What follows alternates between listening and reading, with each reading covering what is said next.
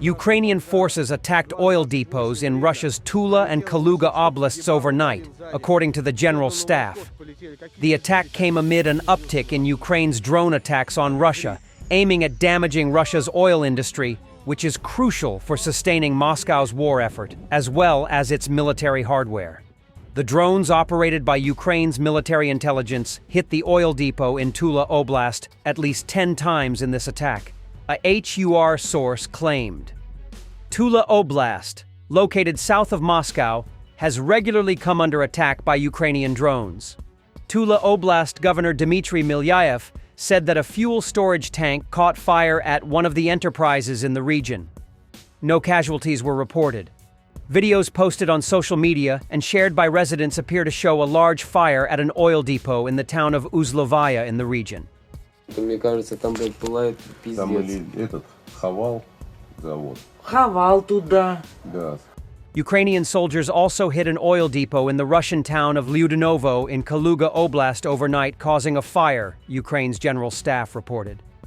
Lyudinovo lies around 200 kilometers, 124 miles, north of the Ukrainian border. The oil depot is owned by Kaluga Nefta Product, a subsidiary of Russia's state-controlled oil company Rosneft, according to the statement. This is a logistics center that supplies units of the Russian armed forces directly involved in the war against Ukraine, the military said. The Ukrainian strategy of targeting Russian oil refineries and depots serves several strategic and tactical purposes. Russian military operations rely heavily on consistent fuel supplies.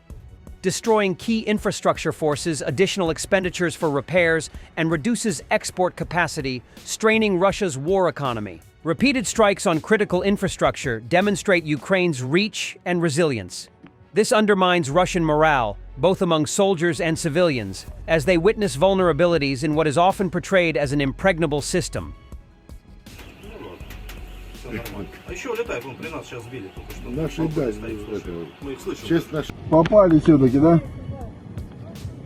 And we are still seeing the impact of the attacks in recent days, in Lysky, Voronezh region. The oil depot that was attacked by Ukrainian drones keeps burning, now engulfing 4 fuel tanks.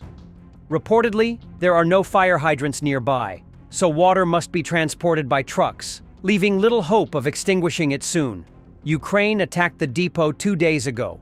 By hitting strategic targets deep inside Russian territory, Ukraine sends a message that no area is entirely safe from retaliation. Russia must redirect resources to protect critical infrastructure, including deploying more air defenses, troops, and technology to safeguard oil depots and refineries.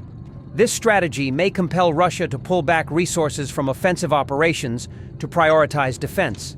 Demonstrating the ability to strike high-value targets boosts confidence among Ukrainians and reassures international allies of Ukraine's effectiveness in the war effort.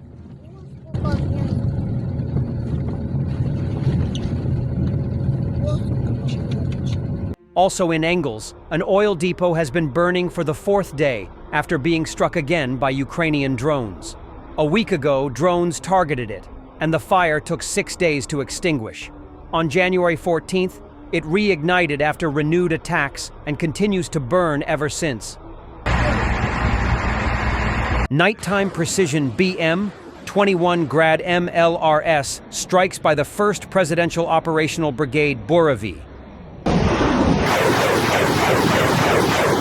Russian diplomats accessed a private area of the British Parliament in a major security breach just before Christmas that has alarmed security officials and prompted private warnings from the speakers of both houses, The Guardian understands.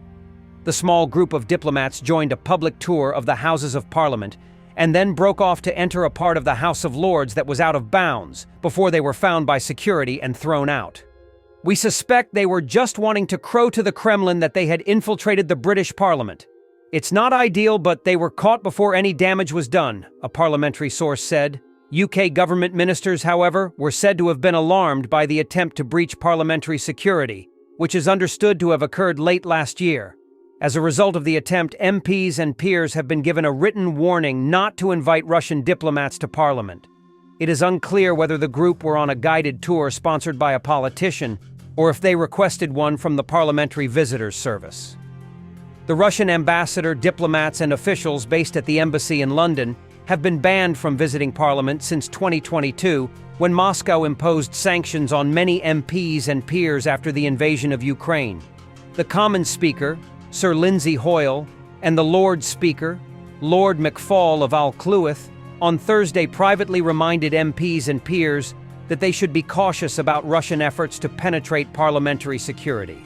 In separate letters, the speakers wrote, "With a number of new members joining the House recently, I would like to take this opportunity to remind colleagues of the ongoing arrangements which have been in place since the Russian invasion of Ukraine. As the formally accredited representative of the Russian government, the Russian ambassador should not be welcomed onto the parliamentary estate until further notice. This applies to all other Russian diplomats and officials at the Russian embassy accredited to the UK." Presidential Representative Member of Parliament, Fedir Venislavsky. Ukraine can't win Russia's war by simply increasing the size of the armed forces.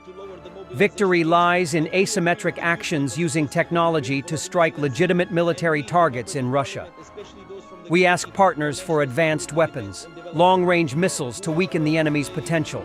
Regarding the political aspect, the statements from the team of the newly elected president and representatives of the current president of the United States about the need to lower the mobilization age, I fully agree with the viewpoint of the president of Ukraine, Volodymyr Zelensky, and we, the members of parliament, especially those from the Committee on National Security, Defense and Development, who are deeply knowledgeable in defense, military and so on. We are discussing the counter-argument made by the president to win the war today, simply to increase the number of armed forces. In principle, it is impossible. The Ukrainian armed forces today, on the other hand, are the largest in Europe. We have practically 1 million armed forces and other components of the security and defense sectors. And the main problem is that winning a war like the one Russia has waged simply by symmetrically or proportionally increasing the number of armed forces in response to the aggressor country is essentially impossible. We can win the war only through asymmetric actions. Asymmetric actions are achieved by technological, more decisive impacts on objects, legitimate military targets of the aggressor country. Therefore, we constantly ask our ladies to give us high-tech weapon systems, robotic systems, long-range missile systems that will strike legitimate military targets on enemy territory, diminishing their military potential. And with the current size of the armed forces of Ukraine, this is entirely possible to achieve, especially if we talk about increasing the idea of increasing the number of armed forces. We should also be aware that in order to prepare mobilized individuals of any age for performing combat tasks, once the one place today, as practice shows, is practically insufficient. That is, it's 2 or 3 places plus these mobilization procedures. At best, we will receive a qualitatively prepared new mobilization reinforcement for the armed forces through mobilization measures only in 4 to 6 months. We need weapons right now, and with the provision of such innovative weaponry, I think we can definitely do much more than just symmetrically increase the army. Thanks for watching, and don't forget to subscribe. Also, if you want to support Warthog Defense, please become our member and get early access to new videos, exclusive members-only videos, and become administrator in comment section. The membership link is in the description. Every day. We had a guy last week, it's 6 rescues in 6 days. He's doing the job every day.